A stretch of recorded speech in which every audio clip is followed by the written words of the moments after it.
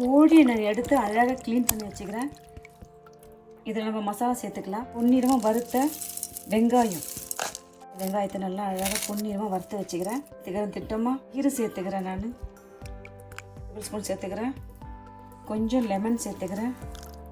தழை சேர்த்துக்கிறேன். கொத்தமல்லி தழை, இஞ்சி பூண்டு பேஸ்ட்டு, எலுமிச்சை சாறு, தயிர், உப்பு எல்லாத்தையும் சேர்த்து நான் இதை ஒரு கலந்துக்கிறேன். இது அப்படியே இருக்கட்டும். இது 30 நிமிஷம் ஊறட்டும். இப்போ இதை வறுத்து ஒரு பொடி பண்ணிக்க போகிறோம். வரமல்லி 1 டேபிள் ஸ்பூன், சோம்பு 1 ஸ்பூன், ஏலக்காய், மிளகு 1 ஸ்பூன், ஜீரகம் 1 ஸ்பூன், பட்டை, பிரிஞ்சி எல்லாம் அதுக்காக கொஞ்சம் எடுத்து வச்சுக்கிறோம். வாங்க நம்ம வறுத்து இதை பொடி பண்ணிக்கலாமா. மிதமான சூட்டில் பொன்னிறமாக இதை வறுத்து பொடி பண்ணிக்கலாம். நம்ம இன்றைக்கி ஹைதராபாத் சிக்கன் செய்ய போகிறோம். ஒரு சின்ன சேஞ்சில் பண்ணியிருக்கிறேன். இது நல்லா வறந்துடுச்சு.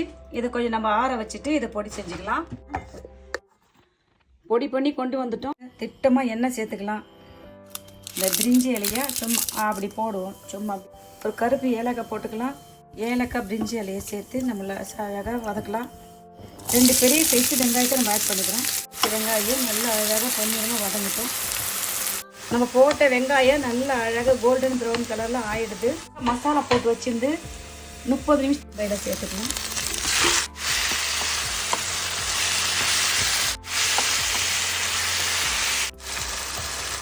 இது கூட 1 டேபிள் ஸ்பூன் அளவுக்கு மல்லித்தூள், 1 ஸ்பூன் மிளகாய் தூள் சேர்த்துக்கிறோம். மஞ்சத்தூள் சேர்த்துக்கிறோம். உப்பு சேர்த்துக்கிறோம். கொஞ்சம் காஷ்மீரி மிளகாய் தூள் எல்லாத்தையும் சேர்த்து லைட்டாக அழகாக செஞ்சுக்கணும்.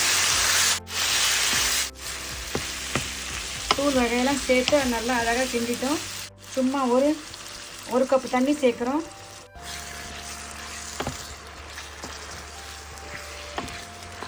ஏற்கனவே கோழியில் தண்ணி விடும். அதனால் நிறைய தண்ணி சேர்க்கலான்னு கொஞ்சமாக தண்ணி சேர்க்குறோம்.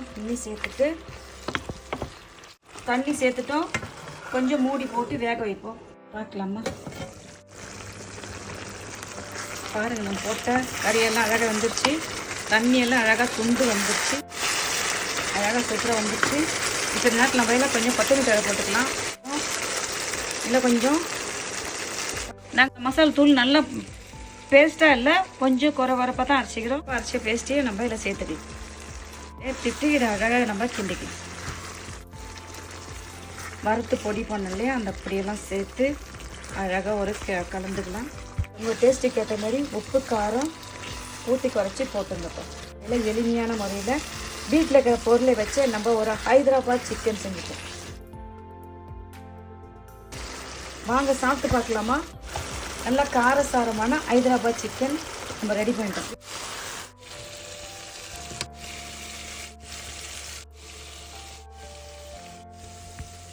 பாருங்க, என்ன வாசனை, சும்மா சூப்பராக இருக்குது. இவ்வளோ ஸ்பைஸியாக காரசாரமாக சாப்பிட்டு பார்க்கலாமா. இந்தாங்க சாப்பிட்டு பாருங்கள். எல்லா மசாலாம் சேர்ந்து என்ன அழகாக சூப்பராக நம்ம செஞ்சிட்டோம். பாருங்கள், ஹைதராபாத் சிக்கன் எவ்வளோ ஈஸியான மெத்தடில் நம்ம செஞ்சிட்டோம். ஈஸியான முறையில் நான் உங்களுக்கு செஞ்சு காமிச்சிட்டேன். நான் நினைக்கிறேன் இந்த மெத்தட் உங்களுக்கு ரொம்ப பிடிக்கும்னு நினைக்கிறேன். நீங்களும் இதே மெத்தடில் செஞ்சு பார்த்துட்டு நான் செஞ்ச இந்த ஹைதராபாத் சிக்கன் எப்படி இருந்துச்சு சொல்லுங்கப்பா. பை. தேங்க்யூ.